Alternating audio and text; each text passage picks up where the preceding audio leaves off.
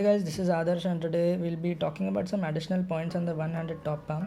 So I made a tutorial on the one-handed top palm a couple of days ago, and I realized I forgot to mention some points which I very regularly use during performance.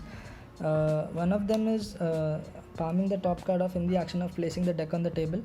And I'm not going to go into detail on how to execute the one-handed top palm. I've already made a separate tutorial, so I recommend you go watch that now. Another way you can use the one-handed top palm is in the action of cutting the deck to the table. So something like this. This is what it's supposed to look like, but you would add a one-handed top palm to it. So palm, and then cut the deck to the table. Let's try it again.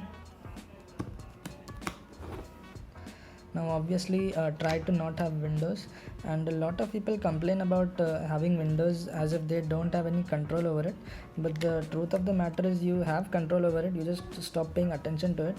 So just being attentive on where your fingers are and how they are placed will help you get rid of the windows. Just being conscious about where your fingers are, and that should help solve the problem of having windows. So one of the things I would used to do when I first learned the one-handed top palm was using my left hand to snap, and then my right hand would palm off the top card using the misdirection provided by the left hand. So yeah, this works wonders, and this action makes the move practically angle proof. It's not technically angle proof because there is a bad angle, but I promise 99% people will be looking at the left hand as they're snapping. I know it does not make a lot of sense, but people do. Try it for yourself, and this gives you a very good safety net and a margin for error when you start learning this move. As you get good at the move, you don't have to use the snap to misdirect. You can just palm the top card off when you're talking and using your words to misdirect. Now you'll always find that one heckler who wants to shuffle the deck when you've controlled the card to the top, and by the way, if they know something fishy is happening, you've already done something wrong. But yeah, there's a way to get out of this, and if the card is on top, you use a one-handed top palm, and if the card is on bottom, you use something like a gambler's cop.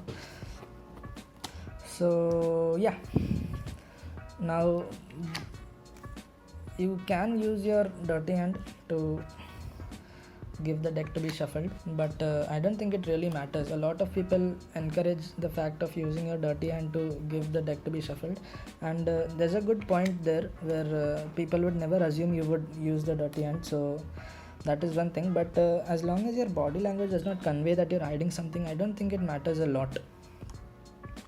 You can always use your clean hand to hand out the deck to be shuffled, and this hand just rests on the side, and there are a couple of very small subtleties you can use to take the attention off the right hand, which is palming, and those are some things that cannot be taught. You just have to experiment and try different stuff.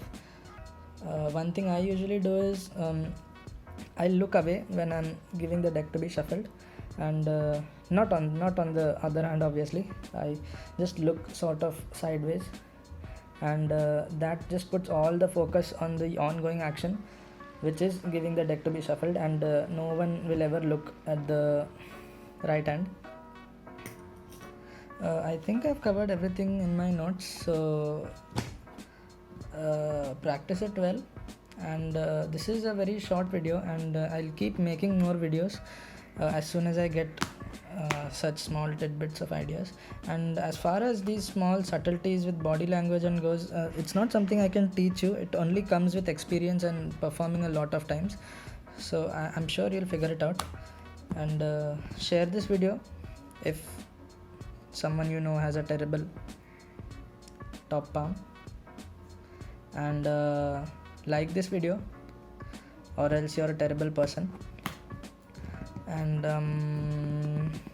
share, like, subscribe, yeah, please. Bye bye.